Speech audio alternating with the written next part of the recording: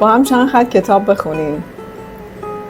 این قانون میگه که تو راهی شو، راه خود را به تو نشان خواهد داد. مسیر زندگیت همون مسیر تکاملی خودت هم هست. تو این مسیر نزدیکترین دوستت خودتی.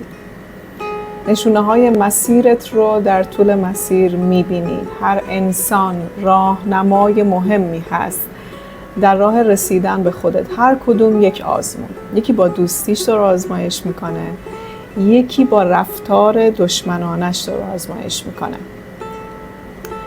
تو فقط حرکت کن، نشونه ها رو ببین، راه خودش میگه کجا بری. در حقیقت این قانون میگه که با افکار این که تهش چی میشه و چه اتفاقی میفته یه جا ساکن میشی. ریز کن، راهتو شروع کن و ادامه بده. تجربه های تو این مسیر کسب میکنی میشن بهترین و قشنگترین تجربه های زندگیت که زندگیت رو میسازن.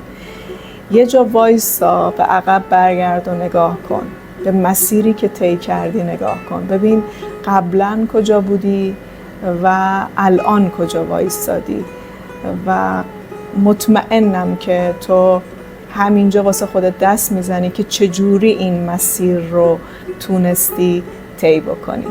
اگر که خوشت اومد و دوستش داشتی بفرست واسه اونی که خیلی بهش نیاز داره.